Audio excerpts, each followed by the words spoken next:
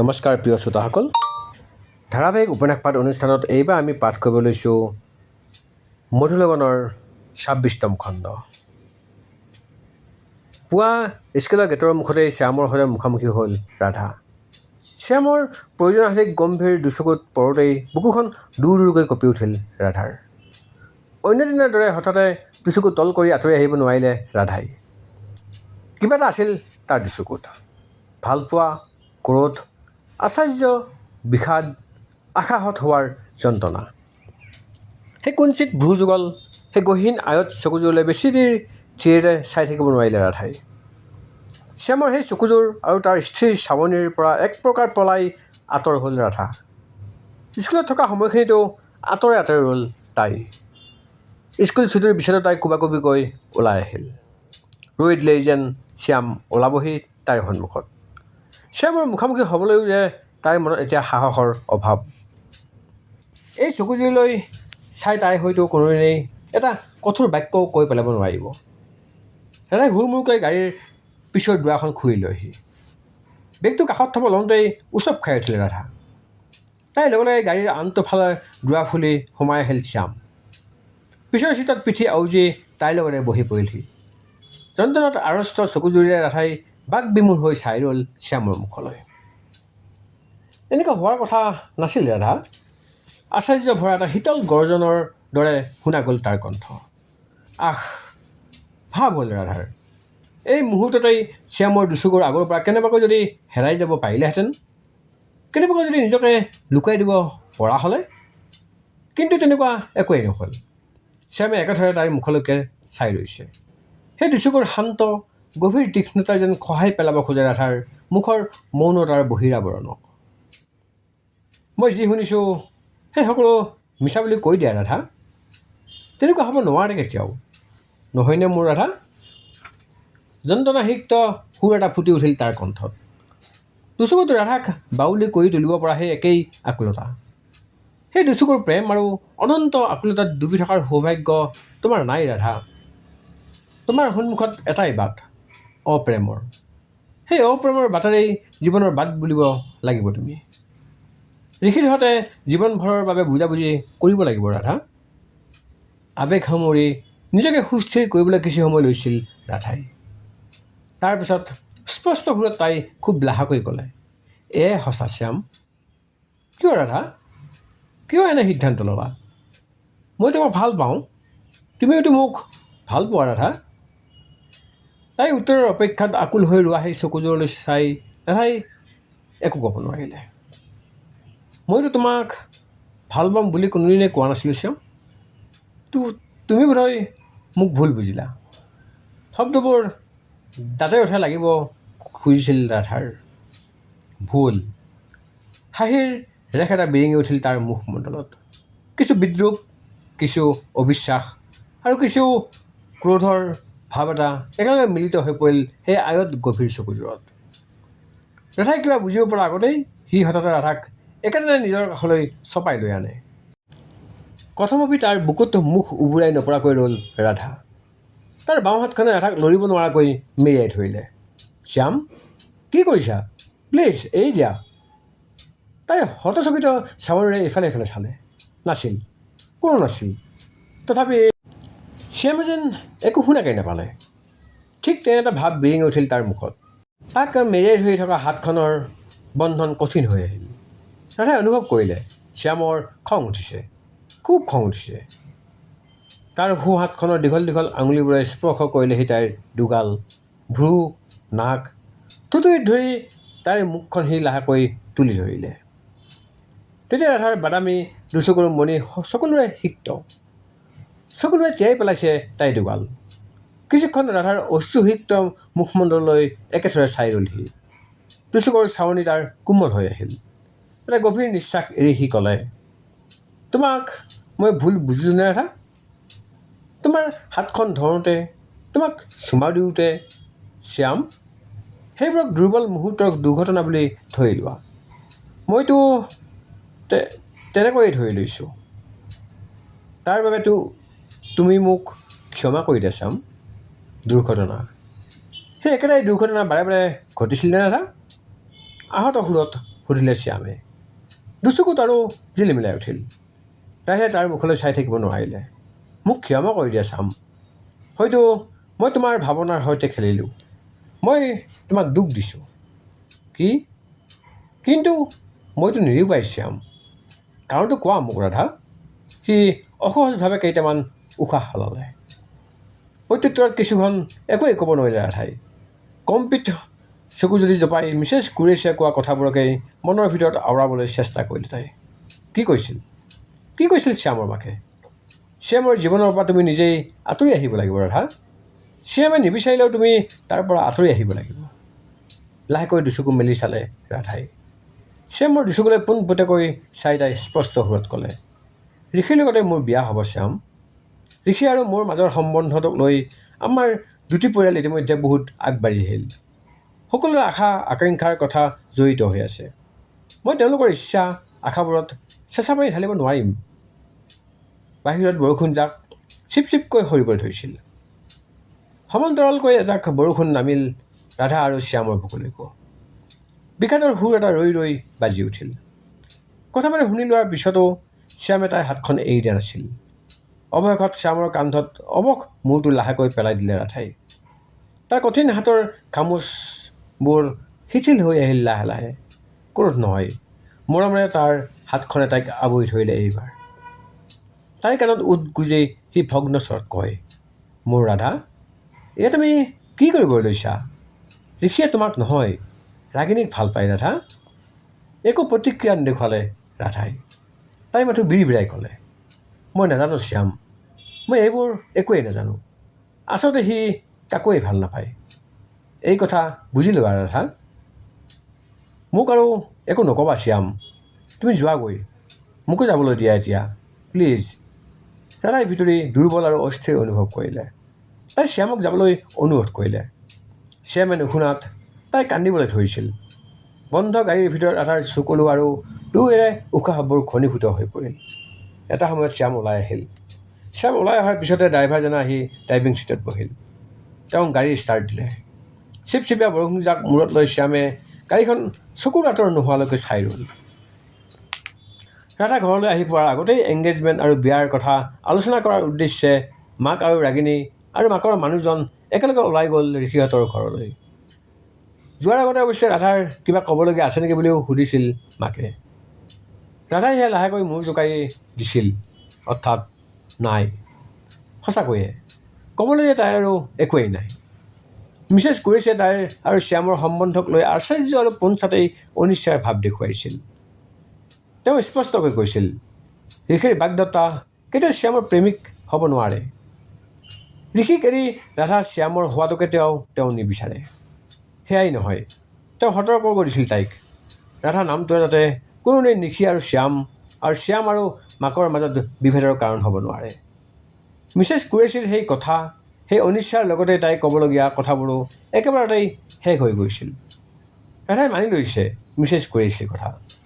তাইৰ দেউতাকৰ শেষ ইচ্ছা, দুটি পৰিয়ালৰ ইচ্ছা, ঋষিৰ ইচ্ছা আৰু জেদ। সকলোৰে ইচ্ছাবোৰৰ আগত নিজৰ ইচ্ছাক জলাঞ্জলি দিয়াৰ সিদ্ধান্ত লৈছে ৰাধাই। কিন্তু ৰাধাৰ সিদ্ধান্তৰ বিপক্ষে যেন বিদ্ৰোহ ঘোষণা কৰিছে তাই নিজৰ মনটোৱেই। ৰাধাৰ একো খাবলৈ পিবলৈ একো মন নোযোৱা হৈছে তাইৰ। কাৰো লগত হাঁহি মাতি কথা পাতিবলৈ মন যোৱা নাই তাইৰ। ঋষিৰ লগতে এবাৰো ভালকৈ কথা পাতিব পৰা নাই তাই। মন মগজুত গুঞ্জৰিত হৈ ৰৈছে মাথো এটাই নাম, শ্যাম শ্যাম আৰু শ্যাম। আবেলিলৈকে বৰষুণজাক চিপচিপকৈ পৰিয়াই আছিল। তাৰ লগতে প্ৰগাঢ় হৈ নামিল শীত। সেমেকা কানিমুনি সন্ধিয়া পৰত বৰবৰুৱা ভিলাৰ কলিং বেলটো বাজি উঠিল। দুৱাৰ খুলি শ্যামক সন্মুখত দেখিহে উচপ খাই উঠিল ৰাধা। কিয় আহিল সি ঘৰলৈ? সন্ধিয়াই ঘূৰি অহাৰ কথা মাকহঁত। অলপ পিছত আহি পাবহি কিজানি। তাক ঘৰত এনেকৈ অহা দেখিলে যিকোনো ধৰণৰ পৰিস্থিতি উদ্ভৱ হ'ব পাৰে ঘৰখনত।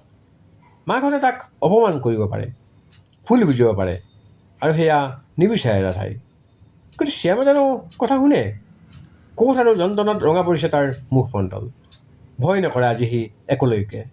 কৰক তাক অপমান, ভুল বুজক সকলোৱেই, সেইবোৰলৈ ভূক্ষেপ নাই তাৰ। মোৰ তোমাৰ লগত কথা আছে ৰাধা। মই আৰু একো নুশুনো শ্যাম। ৰাধাই তাক বুকুত ঠেলা মাৰিলে। সি লৰচৰেই নকৰিলে। তাৰ অশান্ত চাৱনিটোৱে ৰাধাক ওলোটাহে সতৰ্ক কৰিলে। সি এজন দুৰন্ত প্ৰেমিক। তাৰ বাবে প্ৰেম এটা খেলা নহয়। প্ৰতাৰণত সি অভ্যস্ত নহয়। ৰাধাই সেই কথা জনা উচিত, বুজা উচিত আছিল। পিছুৱাই সি ৰাধাই দুৱাৰখন যাবলৈ লওঁতে সি থাপ মাৰি ধৰে তাইৰ এখন হাতত, আৰু সি তাইক টানি লৈ আনে ঘৰৰ বাহিৰলৈ। কি কৰিছা শ্যাম? প্লিজ এৰি দিয়া, চেপা সুৰত ক'লে ৰাধাই। গেৰেজ আৰু ঘৰৰ মাজৰ খালী নিৰাপদ চুক এটাত ৰৈ গ'ল শ্যাম। যেতিয়া সি ৰাধাৰ হাতখনক এৰি দিয়ে, তেতিয়া আধা তিতা দেৱালত পিঠি আউজি ৰৈছে ৰাধা, আৰু নিজৰ দুয়োখন হাতেৰে সি ভেটি থৈছে ৰাধাৰ দুয়ো কাষ। চিপচিপীয়া বৰষুণজাক আৰু কুঁৱলীময় পৰিৱেশত তেতিয়া ধুঁৱলীময় মুখ ছবি শ্যামৰ। সি তাইৰ কাণে কাণে ক'লে, সিদ্ধান্ত সলাই দিয়া ৰাধা। মই মা আৰু দেউতাৰ লগত কথা পাতিম। মই তোমাক বিয়া পাতিব খোজোঁ ৰাধা। মই তোমাৰ মাৰ লগতো কথা পাতিম, প্ৰয়োজন হ'লে আজিয়েই। কোনেও নামানিব শ্যাম। তেন্তে মোৰ লগত বোলা তুমি ৰাধা, এতিয়াই। বুকুখন ফাটি পৰিব খোজে ৰাধাৰ। তথাপি মনটো কঠোৰ আৰু স্থিৰ কৰিলোঁ তাই। মোৰ কথাবোৰ শুনি লোৱা শ্যাম। এজন সৈন্যৰ সৈতে প্ৰেম কৰাৰ ইচ্ছা মোৰ কাহানিও নাছিল, এতিয়াও নাই। মোৰ দেউতা এজন সৈন্য আছিল।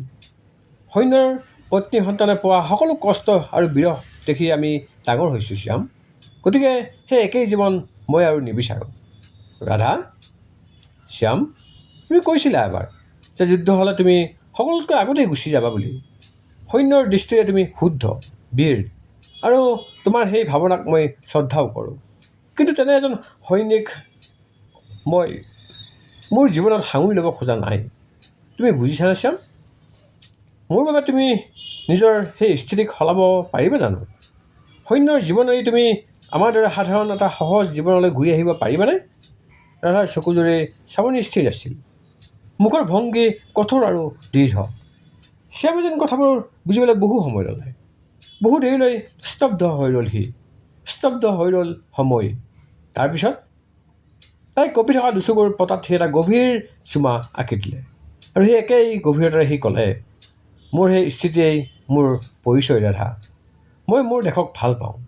দেশ ৰক্ষাই মোৰ কৰ্ম আৰু ধৰ্ম। মোৰ কৰ্মৰ পৰা পিছ হুহুকি অহাটো মোৰ বাবে সম্ভৱ নহয়।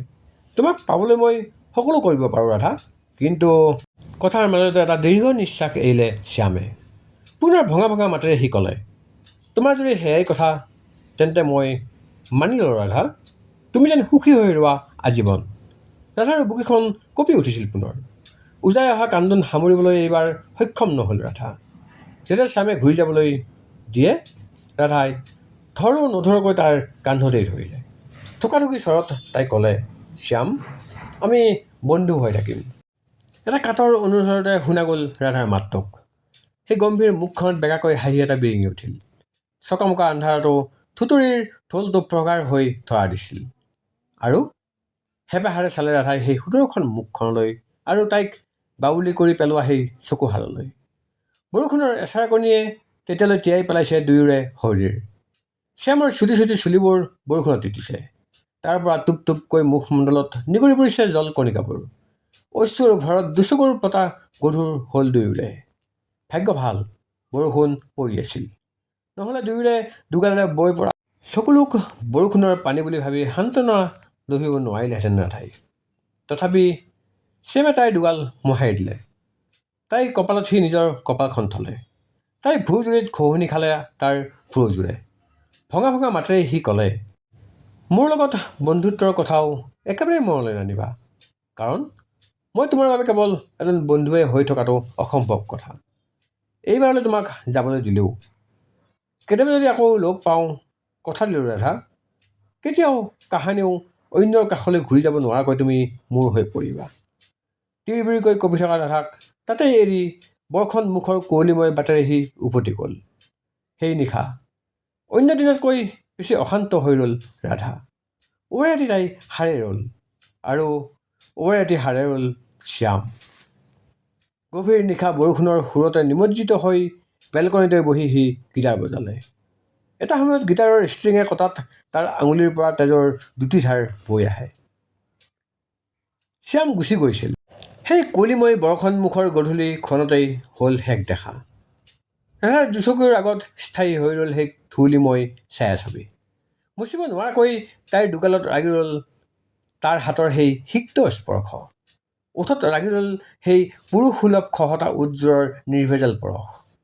এটা সপোনৰ দৰে হঠাৎ নামি আহিছিল সি তাইৰ জীৱনলৈ। দুটি পলৰ হাঁহি, সুখ, আনন্দ আৰু আজীৱনৰ বাবে ৰাধাক ভাল পোৱা শিকাই সি গুচি গ'ল নিজৰ কৰ্মভূমিলৈ। আকৌ লগ হোৱাৰ কথা নাছিল, বন্ধুত্বৰো কোনো প্ৰতিশ্ৰুতি নাছিল, গতিকে ফোনত কথা বতৰা হোৱাৰো কোনো অৱকাশ নাছিল। যদি সম্পৰ্ক শেষ হোৱাটো জৰুৰী, তেন্তে এনেকৈয়ে শেষ হোৱাটো বিচাৰিছিল শ্যামে। আচলতে সি বাধ্য হৈছিল, আৰু তাক আঁতৰি যাবলৈ বাধ্য কৰাইছিল ৰাধাই। আৰু সেই কথা মনলৈ আহিলে ৰাধা আত্মগ্লানিত ভোগে। অনিচ্ছাকৃতভাৱে হ'লেও যে তাই শ্যামৰ স্থিতিক আঘাত কৰিছিল, সহজ জীৱনৰ আগত ত্যাগ আৰু বীৰত্বক নিচতা দেখুৱাইছিল। একে সময়তে গৰ্বিত চকুজুৰি তাইৰ তীৰ বিৰাই উঠে। শ্যামে যে নিজক প্ৰমাণ কৰি দিছিল।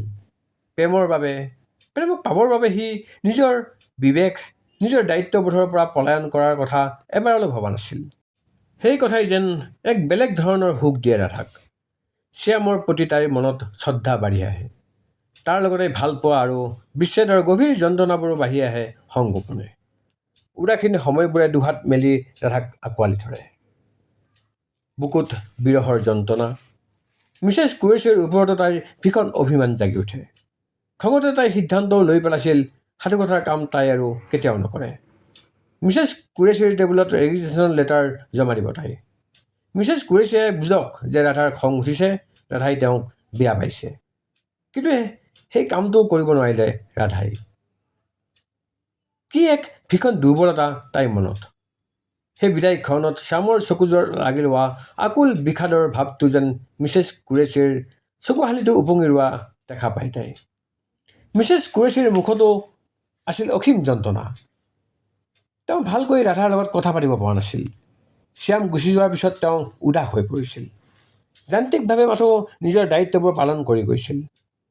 ঠাণ্ডা বেছিকৈ পৰাত তেওঁ ঘনে ঘনে কাঢ়িবলৈকো লৈছিল। ৰাধা আৰু আঁতৰি থাকিব পৰা নাছিল। খং অভিমানবোৰো তাই নিজে নিজেই নাইকিয়া হৈ গৈছিল। সাধুকথাৰ কাম তাই এৰিব নোৱাৰিলে। ৰেজিগনেশ্যন লেটাৰো তাই লিখিব নোৱাৰিলে। বৰঞ্চ শ্যামৰ অৱৰ্তমানত উদাস নিঃসংগ হৈ পৰা মানুহজনীক তাই অধিক সময়হে দিলে। যান্ত্ৰিকভাৱে হাতবাল দি মাতিছে ৰাধাক। পৰিস্থিতি আৰু কথাত বন্দী ৰাধা। তাইৰ হাতৰ অনামিকা আঙুলিত এতিয়া ঋষিয়ে পিন্ধোৱা আঙুঠিৰ জিলিকনি।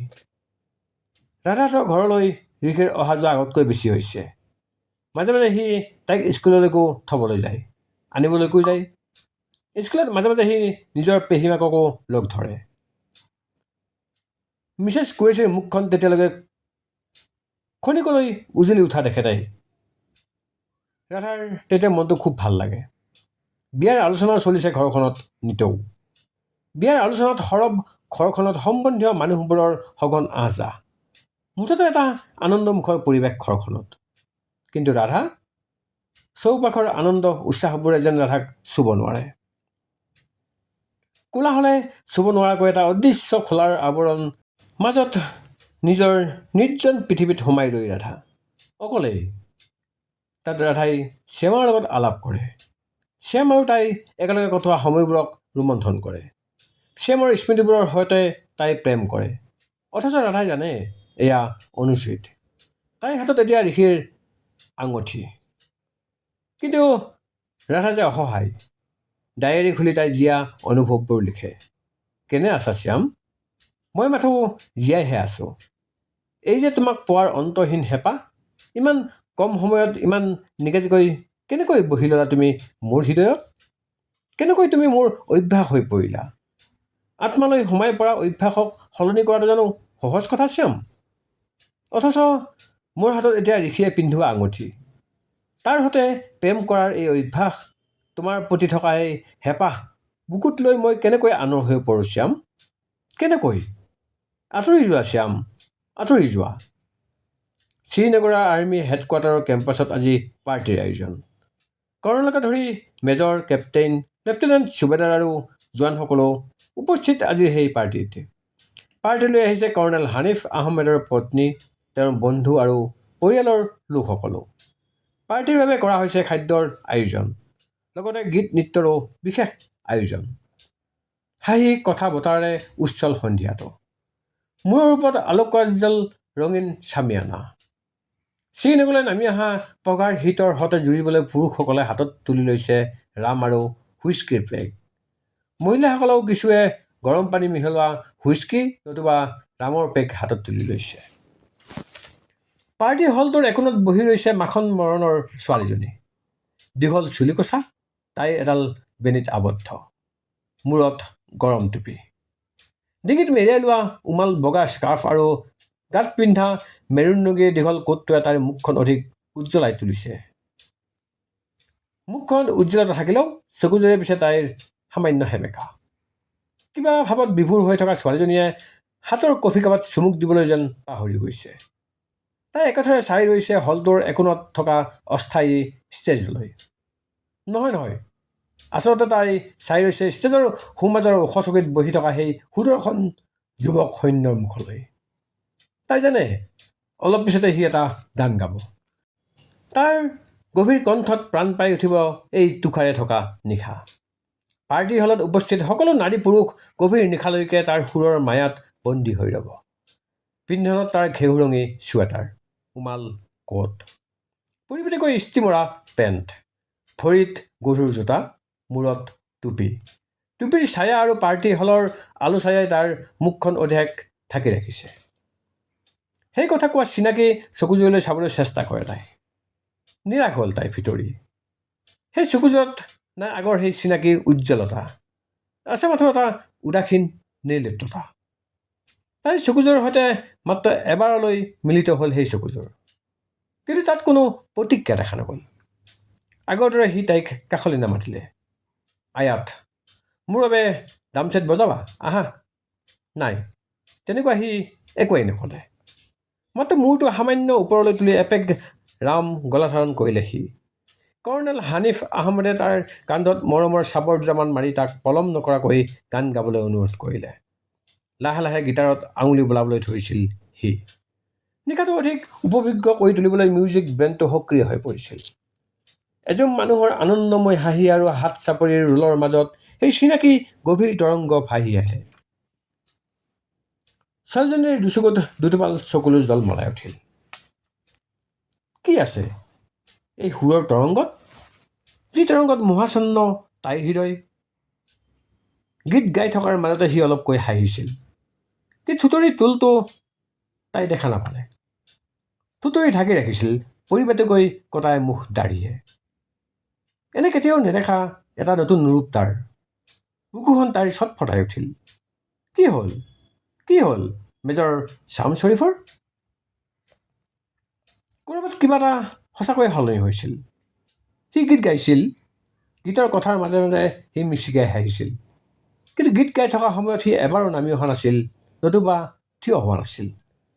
আৰম্ভণিৰ পৰাই ষ্টেজৰ সেই ওখ টোলখনৰ ওপৰতেই এখন ভৰিৰ আঁঠু ভেজা দি সি বহিয়েই ৰৈছিল। তাক ফাগুৰা যেনো লগা নাছিল, কিন্তু তাৰ হাঁহিটোৰ আঁৰত এটা এচপৰা বিষাদ লুকাই আছিল। নিশা গভীৰ হৈ আহিল। এটা দুটাকৈ সি কেইবাটাও গীত গালে। প্ৰতিটো গীতৰ শেষত হাত চাপৰি ৰ'ল উঠিল। ডেকাসকলে উৎসাহেৰে চিঞৰিছিল, ৱান্স মোৰ মেজৰ চাহাব, ৱান্স মোৰ। প্ৰতিবাৰেই সি গীটাৰ দাঙি প্ৰত্যুত্তৰ দিয়ে, কিন্তু এই সকলো আনন্দ উল্লাসৰ মাজতো নিজৰ ভাৱত বিভোৰ হৈ ৰৈছিল শ্যাম। তাৰ সন্মুখত সেই ৰঙীন চামিয়ানাৰ তল এটা পাৰ্টি হল নহয়, ই হ'ল সেই গভীৰ সেউজ উপত্যকা। তাৰ নাকত লাগিছে সি এয়া বাঁহপতীয়া গোন্ধ, তুষাৰপাত নহয়। এয়া যেন সেই সেউজ উপত্যকাৰ জোপোহানি কঁপাই তোলা ৰিব ৰিব বতাহজাক। আৰু সি বহি ৰৈছে সেই প্ৰাকৃতিক শিলাখণ্ডৰ ওপৰত। তাতেই সি গীটাৰ বজাই গীত গাইছে, আৰু তাৰ কান্ধত এয়া মূৰ পেলাই শুই ৰৈছে ৰাধা। ৰাধাৰ কাষলৈ মূৰটো হালি দিওঁতেই যেন তাইক বিষাদসিক্ত কণ্ঠৰে ফুচফুচাই ক'লে, আঁতৰি যোৱা শ্যাম, আঁতৰি যোৱা। বুকুৰ একোণত পোৰণিটো উঠিল। হাতৰ মাংস পেশীবোৰ তাৰ কঠিন হৈ পৰিছিল। আঙুলিবোৰে গীটাৰৰ ষ্ট্ৰিং কঁপাই তুলিলে। সুৰৰ লহৰ উঠিল। ওৱান্স মোৰ মেজৰ চাহাব, ওৱান্স মোৰ। সকলোৰে ওঠত হাঁহি আৰু উচ্ছ্বাস।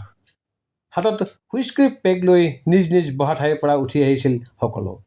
পাৰ্টি তীব্ৰতৰ হ'ল। মাতটো তেওঁৰ শেষৰ ফালে সামান্য ফাটিবলৈ ধৰিছিল। তথাপি গান নৰয়। আয়াতৰো ৰৈ থাকিবলৈ কষ্ট হ'ল। শুনা নাপালেও সুৰ আৰু বাদ্যযন্ত্ৰৰ সুতীব্ৰ তৰংগই স্পৰ্শ কৰিছে তাইক। চঞ্চল হৈ পৰিছে তাইৰ বাদ্যযন্ত্ৰ বজোৱা অভ্যস্ত হাত দুখন। ৰাম আৰু হুইস্কিৰ পাতলীয়া নিচাই যেন মেজাজ উমাল কৰি পেলোৱা যুৱ সৈন্যৰ দল উঠি গৈছিল ষ্টেজলৈ, মিছেছ শ্বৰীফক সংগ দিবলৈ। সুৰ তাল একোৱেই নিমিলিল, কিন্তু কাৰো যেন ভূক্ষেপ নাথাকে। বলিউডৰ পাৰ্টি গানৰ পৰা আৰম্ভ কৰি ভাংৰা, শেষত দেশপ্ৰেমৰ গীতলৈকে মুঠতে একোৱেই বাদ নপৰিল। এটা সময়ত নাচ গানৰ অন্ত পৰিল। পাৰ্টিৰ শেষত ভাগৰুৱা চকুবোৰ ৰঙা হ'ল। নিশাটোৰ বাবে বিদায় জনাবলৈ সকলোৱে ইটোৱে সিটোক কৰমৰ্দন কৰিলে। কৰ্ণেল হানিফ আহমেদ আৰু তেওঁৰ পত্নী শ্যামৰ কাষলৈ আগুৱাই আহিল। তেওঁ শ্যামৰ কান্ধত হাত থৈ গৌৰৱেৰে ক'লে, I am proud of you major Sharif.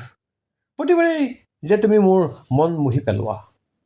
কেতিয়াবা মই ভাবোঁ, কেনেকৈ একেজন মানুহে দুটা কঠিন কাম ইমান সমানে কৰি যাব পাৰা। বিনম্ৰ মধুৰ হাঁহি এটা শ্যামৰ ওঠত বাগৰিল। My pleasure sir. Really major Sharif. গান শুনিলে এনে লাগে যেন তুমি এজন গভীৰ অনুভূতিশীল প্ৰেমিক। আৰু কৰ্মক্ষেত্ৰত? পিছৰখিনি খুলি নক'লে কৰ্ণেলে। তেওঁ মাথো গৰ্বৰে শ্যামৰ কান্ধত দুটামান চাপৰ মাৰিলে। তেওঁ খুলি নকলেও পিছে উপস্থিত সকলোৱে বুজি পালে। সকলোৰে মৰমৰ গায়ক সৈনিক শ্যাম শ্বৰীফ। সকলোৰে বিশ্বাস, আৰ্মি অফিচাৰ নোহোৱা হ'লে গানক পেচা কৰি ল'ব পাৰিলেহেঁতেন শ্যামে। আৰু কৰ্মক্ষেত্ৰত এটা সৈন্য কোম্পানীৰ কমাণ্ডাৰ সি। এতিয়ালৈকে কেইবা হাজাৰো নিজৰ দক্ষতাক সি প্ৰমাণ কৰি দিছে। সন্ত্ৰাস বিৰোধী অভিযানেই হওক, ফিজিকেল ট্ৰেইনিঙে হওক, নতুবা এডমিনিষ্ট্ৰেটিভ কামেই হওক, দায়িত্ব পালনত সি দুৰ্দান্ত, সদা তৎপৰ। চকুযোৰ তাৰ গহীন আৰু মুখায়ব গম্ভীৰ।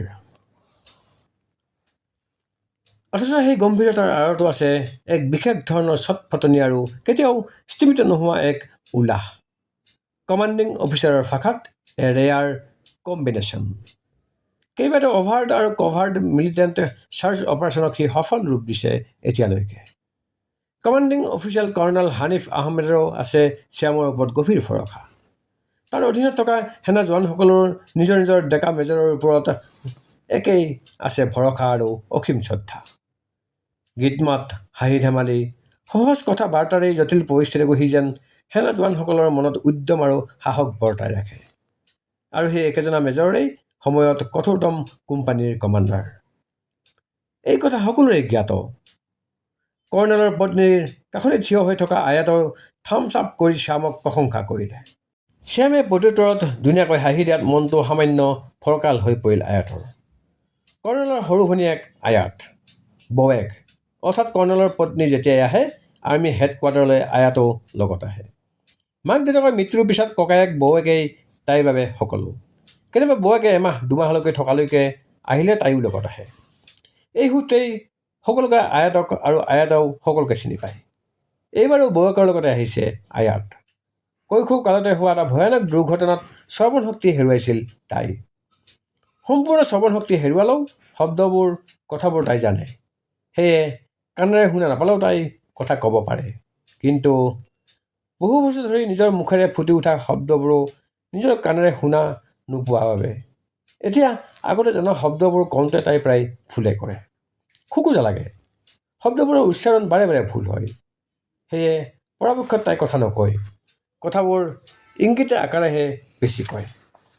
অৱশ্যে ওঠৰ ভংগী, সন্মুখৰ ব্যক্তিৰ কণ্ঠনলীৰ কম্পন আৰু শব্দ তৰংগক তাই অনুভৱ কৰিব পাৰে ভালকৈ।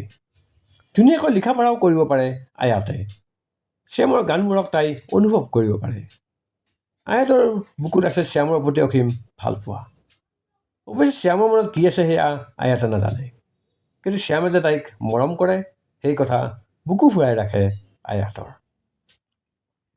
পাৰ্টিৰ শেষত কমাণ্ডিং অফিচাৰে শ্যামক ক'লে, মেজৰ শ্বৰীফ, মোৰ অকণমান কাম এটা আছে। তুমি আয়াতক অকণমান আগবঢ়াই থৈ আহিব পাৰিবা নেকি? নিশ্চয়। শ্যামে আয়াতলৈ চালে। আয়াতৰ গহীন দুচকুত তেতিয়া আনন্দৰ বিৰণি। তাই ভালেই পালে। অন্তত শ্যামৰ লগত কথা পাতিবলৈ তাই এটা সুযোগ পাব। তাইক জোকাবহি, ধেমালি কৰিব। কিন্তু জীপ চলাই যোৱাৰ সময়তো সম্পূৰ্ণ মৌন হৈ ৰ'ল সি। একো কথাই নাপাতিলে সি আয়াতৰ লগত। ভিতৰি অস্থিৰ অনুভৱ কৰিলে আয়াতে। কি কথাই তাক ইমানকৈ আমনি কৰিছে? তাই লুকাই চুৰ কৰি চাইছিল শ্যামলৈ, কিন্তু একোৱেই বুজিব নোৱাৰিলে। আহি পালোঁ আয়াত। শ্যামৰ উজ্জোৰ যেতিয়া লৰে থতমত খাই উঠিল তাই। সন্মুখত তেতিয়া কৰ্ণেলৰ আৱাসগৃহ। জীপৰ শব্দ শুনি অৰ্ডালিয়ে গেট খুলিছে ইতিমধ্যে। জীপৰ পৰা তলমূৰকৈ ওলাই আহিব খুজিছিল তাই। তেনেতে আয়াত এটা গহীন শব্দ তৰংগত ঘূৰি চাই আয়াতে। মেজৰ শ্বৰীফৰ গম্ভীৰ দুচকুত পৰা মাত্ৰকেই তাই মাখন বৰণীয়া মুখমণ্ডলত চকুলো সনা গোলপীয়া আভা এটা বিয়পি পৰিল। শ্যামে হাঁহি মুখেৰে তৰ্জনী আঙুলিৰে নিজৰ চকু দুটালৈ আঙুলিয়াই দেখুৱাই দিয়ে। চকুলোৰে সিক্ত দুচকু তাই তিৰিবিৰাই উঠে মুহূৰ্ততে। লাজ লাজকৈ ৰুমালেৰে তাই চকুহালি মচি পেলালে। চকুলো কিয়? শ্যামে চকুযোৰ কুচাই দিছিল। আয়াতে একান্ত মনেৰে তাৰ মুখলৈকে চাই ৰ'ল। সি কথা ক'লে লাগি তাৰ উজ্জোৰ নতুবা ডিঙিৰ কম্পনলৈ চাই থকাটো তাইৰ স্বভাৱ। যেনিবা কিবা কথা থাকি যায় বুলি, নহ'লে বুজি নোপোৱাকৈ। মেজৰ শ্বৰীফৰ একো কথাই যে তাই বুজি নোপোৱাকৈ থাকিব নোৱাৰে। সুযোগ বুজি আয়াতেও ইংগিতেৰে ওলোটাই শ্যামক সুধিলে, মুখত এই দাঢ়ি কিয়? চকুযোৰ সেমেকা কিয়? উমাল ভৰা হাঁহি এটাৰে খন্তেক আয়াতৰ মুখলৈ চাই ৰ'ল সি। তাৰপিছত ক'লে, কাৰণ জানিব খুজিছা? কোৱাৰ ভংগীত মূৰ দুপিয়াই দিছিল আয়াতে। প্ৰত্যুত্তৰত শ্যামে লাহেকৈ হাতখন এবাৰ বুকুত থলে। তাৰপিছত দুহাতৰ তৰ্জনী আৰু বুঢ়া আঙুলি দুটা লগ লগাই হৃদয়ৰ আকৃতি এটা বনালে। এবাৰ শ্যামৰ হাতৰ ভংগী আৰু আনবাৰ তাৰ দুচকুলৈ লাগি চাই ৰ'ল ছোৱালীজনীয়ে। তাইৰ গম্ভীৰ হৈ পৰা দুচকুলৈ চাই শ্যামে ক'লে, নাথিং চিৰিয়াছ আয়াত, মাত্ৰ ধেমালি কৰিছোঁ। Good night. শ্যামে গাড়ী ষ্টাৰ্ট কৰোঁতেই তাৰ কান্ধত হাত থলে আয়াতে। কি নাম? সুৰটো অস্পষ্ট আৰু অস্ফুট হৈ ফুটি উঠিল যদিও শ্যামে ঠিকেই বুজিলে। জীপৰ ডাছবোৰ্ডত সি আলফুলে আগবাগ কৰিলে নামটো, ৰাধা। উজ্জলি লৰিল আয়াতৰ। চকুজুৰি কপিল। তাৰপিছত তাই উচাত মাৰি নামি গ'ল গাড়ীৰ পৰা। আৰে আয়া? শ্যামে মাত দিলে, কিন্তু তাই ঘূৰি নাচালে। শ্যামৰ দুচকুৰ আগতে আয়াতৰ ওখ লাহি অৱয়ৱটো গেট খুলি দৌৰা দৌৰিকৈ সোমাই গ'ল ভিতৰলৈ। পিছদিনা পুৱা কাশ্মীৰৰ আকাশত কোমল ৰ'দালি। শ্ৰীনগৰৰ পৰা সামান্য দূৰত্বত অৱস্থিত ৰাষ্ট্ৰীয় ৰাইফলছ কোম্পানী অপাৰেটিং বেছত পুৱাৰে পৰাই সৈন্যৰ দৈনন্দিন কুচকাৱাজ। ৰ'দৰ কোমল তাপত প্ৰাণময় হৈ পৰিছে আগনিশা তুষাৰে জঠৰ কৰি পেলোৱা পৃথিৱী। দিনটোৰ বাবে সাজু হৈ শ্যাম। ব্ৰেকফাষ্ট কৰাৰ আগতেই টেবুলত ডায়েৰীখন মেলি লৈছিল সি। সৰুৰে পৰাই তাৰ ডায়েৰী লিখা অভ্যাস। ব্যস্ততা ভৰা দিনটো অন্ততো সি ডায়েৰী লিখিবলৈ নাপাহৰে। আৰু এই ডায়েৰীখন তাৰ বাবে বিশেষ। ইয়াৰ প্ৰতিটো পৃষ্ঠাতে আছে সেই বিশেষ ছোৱালীজনী, ৰাধা। ৰাধাক ভাল পোৱাটো তাৰ বাবে আজিৰ কথাই নহয়। ৰাধাৰ সৈতে চিনা পৰিচয় নাথাকিলেও ৰাধাৰ অস্তিত্ব, ৰাধাৰ কথা, ৰাধাৰ সৰলতা, তাইৰ জেদবোৰৰ সৈতে পৰিচিত আছিল শ্যাম সৰুৰে পৰাই। তাইৰ দেউতাকৰ মুখেৰে শুনা সৰু বেবীজনীৰ কথাবোৰ তাৰ বাবে এটা কৌতূহল, উৎসুকতা আৰু আগ্ৰহ আছিল সদায়। ৰাধাক এনেকৈয়ে সি কঢ়িয়াই লৈ ফুৰিছে তাৰ বুকুত। শৈশৱ। পাৰ্থক্য এটাই, তেতিয়া তাইৰ নাম অনামিকা আছিল। তাৰ বুকুত ৰাধাৰ সলনি ৰাধাৰ এটা কাল্পনিক অৱয়ব আছিল। আৰু এতিয়া তাৰ হৃদয়ত অনামিকাজনীৰ নাম ৰাধা হ'ল। আৰু ৰাধা তাৰেই হ'ল, মাত্ৰ শ্যামৰ। ৰাধা শ্যামৰ মাজত ঋষি থকা নথকাটো তাৰ বাবে মেটাৰ নকৰে। এই 1000 মাইল দূৰত্বইও মেটাৰ নকৰে। তাৰ সৈনিক জীৱনৰ প্ৰতি ৰাধাৰ আক্ষেপ নথকা হ'লে থাকক সেইবোৰ কথা। সি ডায়েৰী লিখিলে, কেনে আছা ৰাধা? আশা কৰোঁ তুমি ভালে আছা। মোৰ বিশ্বাস তুমি স্কুললৈকো গৈ আছা সদায়। ছুটি শেষ হোৱাৰ আগতেই মই হঠাতে গুচি অহাত মায়েও খুব মনত দুখ পালে। মই জানো তুমি মাক মৰম দিবা। পাৰিলে মেহতাজলৈকো যাবা মোৰ ৰাধা। ডায়েৰীখন সামৰি থৈ ব্ৰেকফাষ্ট কৰাত মনোযোগ দিলে শ্যামে। ব্ৰেকফাষ্ট কৰি যেতিয়া সি উঠি আহিল, তেতিয়া বাহিৰত ইতিমধ্যে আহি ৰৈছিল সি জোৱানৰ এটা দল সহিতে লেফটেনেণ্ট অফিচাৰজন। প্ৰিয় শ্ৰোতাসকল, ভৱানী পেগু বাইদেউৰ মধুলগনৰ এয়া আছিল ২৬তম খণ্ড।